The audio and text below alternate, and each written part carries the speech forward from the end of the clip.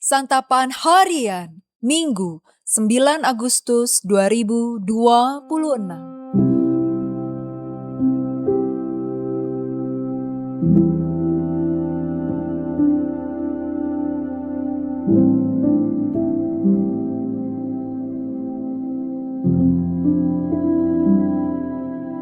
Inilah program Santapan Harian, sebuah program yang mengajak Anda menelusuri isi Alkitab, agar Anda menemukan makna firman Tuhan sesuai dengan konteksnya.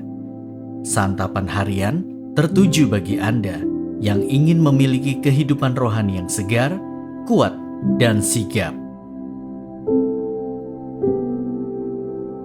Hari ini kita akan membaca 2 Korintus pasal yang ke-9, ayat ke-6 hingga ayatnya yang ke-15. Namun sebelumnya, mari kita berdoa. Berfirmanlah ya Allah, kami serahkan hidup kami di dalam Kristus Yesus, Sang Putra yang kudus, kami memohon. Amin. 2 Korintus 9 ayat 6-15. Perhatikanlah ini, orang yang menabur sedikit akan menuai sedikit juga, dan orang yang menabur banyak akan menuai banyak juga. Hendaklah masing-masing memberi menurut kerelaan hatinya, jangan dengan sedih hati atau karena paksaan, sebab Allah mengasihi orang yang memberi dengan sukacita. Lagi pula Allah sanggup melimpahkan segala anugerah kepada kamu, supaya kamu senantiasa berkecukupan di dalam segala sesuatu, dan malah berkelebihan di dalam berbagai perbuatan baik. Seperti ada tertulis, Ia membagi-bagikan, Ia memberikan kepada orang miskin, kebenarannya tetap untuk selamanya. Ia yang menyediakan benih bagi penabur dan roti untuk dimakan. Ia juga yang akan menyediakan benih bagi kamu dan melipat gandakannya, serta menumbuhkan buah-buah kebenaranmu. Kamu akan diperkaya dalam segala macam kemurahan hati yang membangkitkan syukur kepada Allah oleh karena kami. Sebab pelayanan kasih yang kami baktikan ini bukan hanya mencukupkan keperluan orang-orang kudus, tetapi juga melimpahkan ucapan syukur kepada Allah.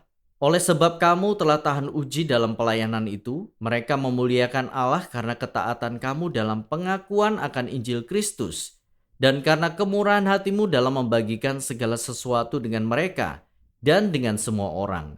Sedangkan di dalam doa mereka bagi kamu, mereka juga merindukan kamu karena anugerah Allah yang melimpah atas kamu. Syukur kepada Allah karena karunia-Nya yang tak terkatakan itu.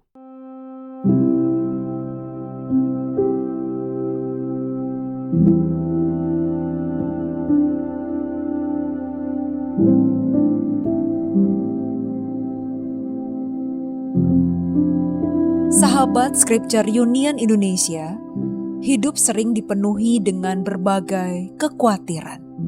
Kita kerap terfokus pada kekurangan kita, keinginan kita, dan apa yang belum tercapai. Namun, Paulus mengingatkan kita untuk hidup dalam rasa syukur. Memberi persembahan untuk misi atau untuk membantu sesama yang membutuhkan dapat menjadi ekspresi rasa syukur tersendiri. Bukan untuk memancing berkat Tuhan, melainkan untuk hidup dalam iman bahwa Tuhan telah dan akan terus mencukupkan segala kebutuhan kita.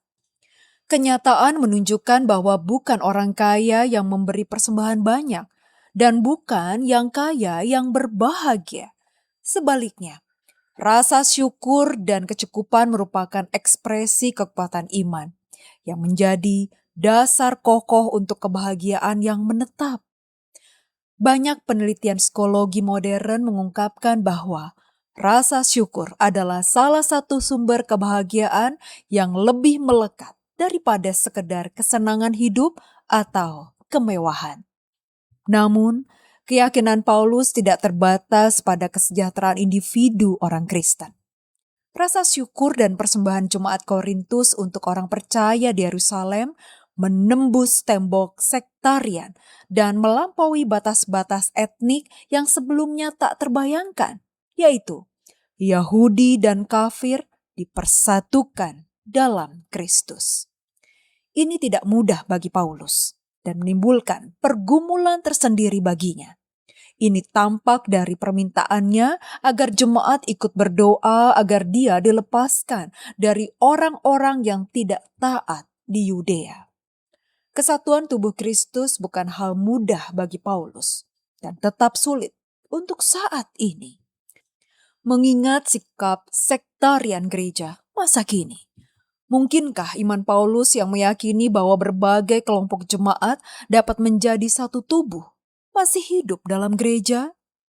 Masih mungkinkah kita hidup dalam iman yang penuh syukur akan karya Tuhan bagi gereja? Mari kita bergumul seperti Paulus dalam doa-doa kita agar kita dilepaskan dari orang-orang Kristen yang tidak taat pada zaman ini. Mari kita berdoa. Ketika hati kami dipenuhi kekhawatiran dan mata kami lebih mudah melihat kekurangan daripada anugerah-Mu, ajarlah kami tetap bersyukur atas kasih setiamu yang tidak pernah berkurang. Pimpinlah kami untuk memandang setiap hari sebagai pemberian-Mu, sehingga pengharapan mengalahkan kecemasan dan syukur menjadi nyanyian hidup kami. Di dalam Kristus Yesus, kami berdoa. Amin.